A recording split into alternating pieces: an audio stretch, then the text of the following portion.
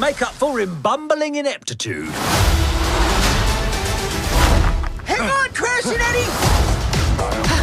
If we don't find them, I'm gonna kill them. You're an embarrassment to nature. Do you know that?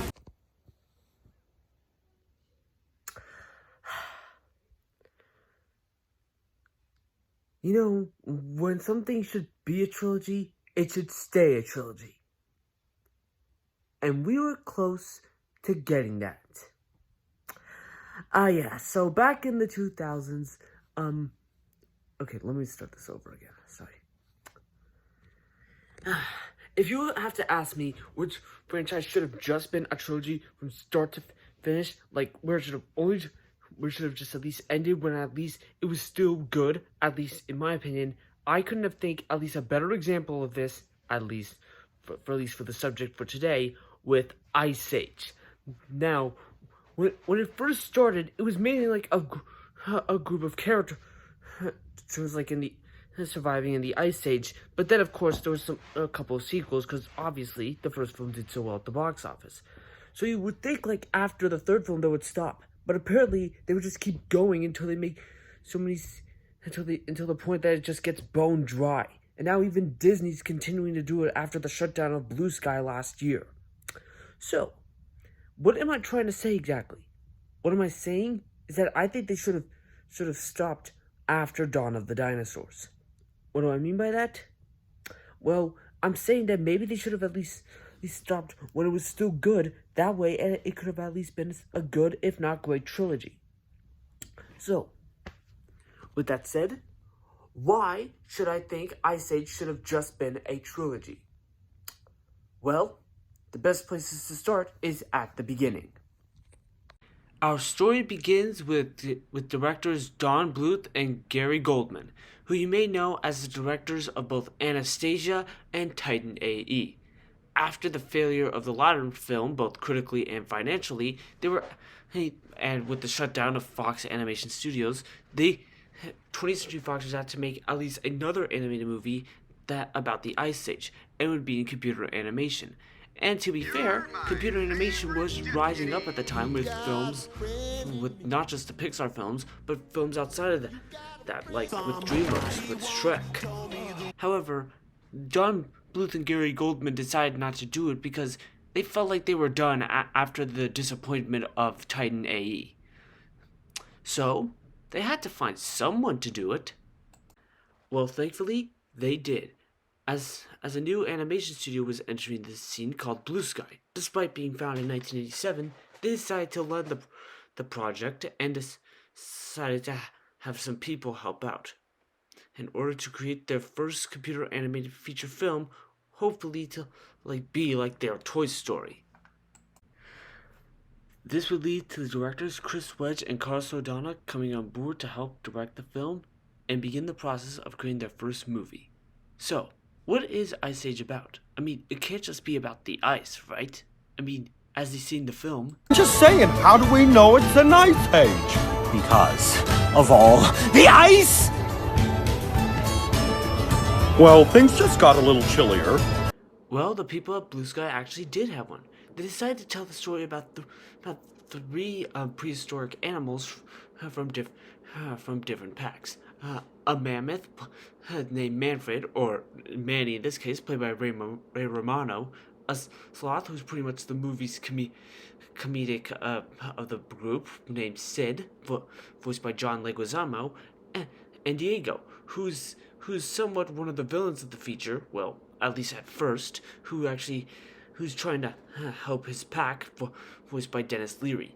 Anyways, these three are trying to aid a human baby back to the tribe after Diego and his pack, led by Soto, attacked the tribe, which leads the three to work together while Diego is secretly plotting to not only give Soto and his pack the baby, but also Mandy as like breakfast or dinner in this case, like depending it was by the time it reaches the climax of the feature.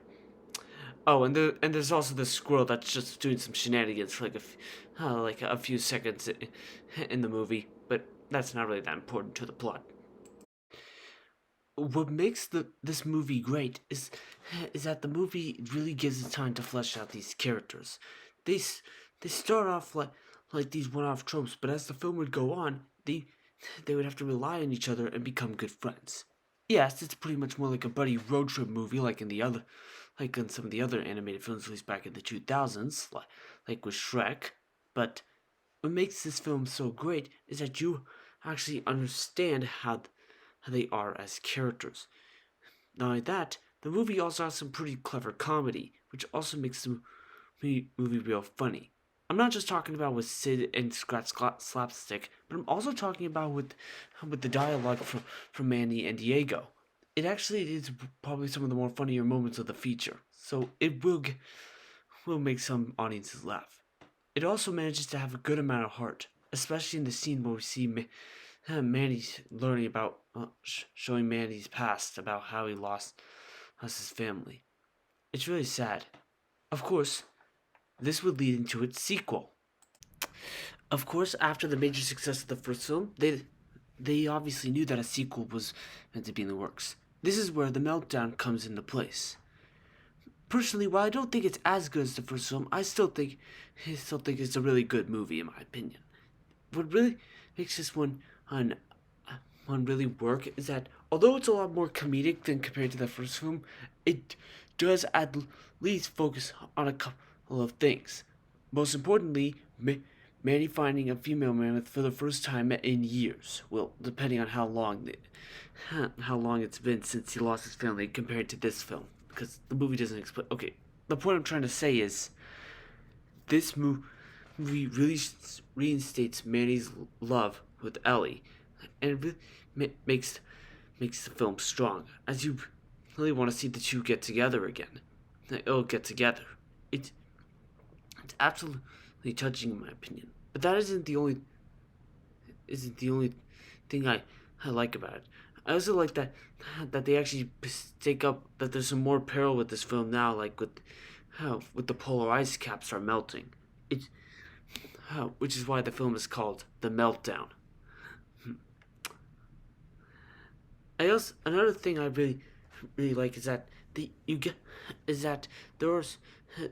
to see more, to introduce some new characters that would also play big roles in the later films.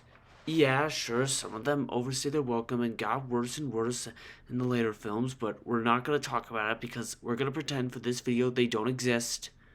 The fourth and fifth film don't exist for this video. But what makes it work is that this film manages to continue what made the first film great. It may have some flaws, sure, but it's just so much fun just to know that they put in some more effort into it, especially with the animation, which is a vast improvement of before. It really continues Manny's character arc very well, and I appreciate that. Which leads to, in my opinion, the last of the franchise, Dawn of the Dinosaurs, which is pretty much the highest-grossing film of the trilogy. Honestly, this might just be my opinion, but this is pretty much the sequel that I think is on par with the original. Yeah, the story's not that strong, sure, but what lacks in the writing, it makes up for it with many of the other aspects. Like, the animation is just fantastic as always, and I like that they tried something different with taking us to the world of dinosaurs. I mean, mashing prehistoric animals with dinosaurs is just pretty cool. The characters are still good. I mean, and we get to complete Manny's character arc, where in this film, Ellie and Manny are about to have their newborn baby, and Manny's concerned about what's happening. In fact, he actually wants to make sure that nothing would happen to them again, and I feel for him. Like, he lost everything once, and he doesn't want that to happen again. It really makes the film great for it as well. Not only that, but even Sid and Diego get some character closures in this movie. Like Diego realizes where he belongs in terms of his herd, even though throughout the film he was thinking about leaving it, and Sid had to learn he was still his idiotic self, but at least he was just being silly as always. And I like some of the new introductions, like with Buck, where he was pretty cool. Where he was pretty cool in here. I mean, I can't believe he's getting his own spin-off film, but who cares? Well, at least nowadays. When I'm basically, it felt like this was it. They were bringing all the pieces together. This is where they ended the story. For me, it's where it ended. You see, the point I'm trying to make is that Dawn of the Dinosaurs ended on the right note. Manny has a family again. Well, at least he has a wife and a child again. Just like what he used to. Back, like, in the first film before they were killed. Yes, I know, like, in the fourth and fifth film, we get to see your daughter grow up and also learn to let him go when she found love. But that doesn't escape the fact of how poorly executed those movies were. But that's the problem. When a franchise overstays its welcome, you have to suffer some consequences like that. So the point is, it should have stopped there, and that was final. Besides, not many people are going to be watching this Ice Age film. There's no way it's going to be good. Besides, the new Ice Age spinoff visually looks like crap. So, why bother? So, to put this simply, I'm going to let this guy take care of it for the closing. It's time to stop! It's time to stop, okay? No more! Where the fuck are your parents? Who are your parents? I'm gonna call Child Protective Services. It's time to stop!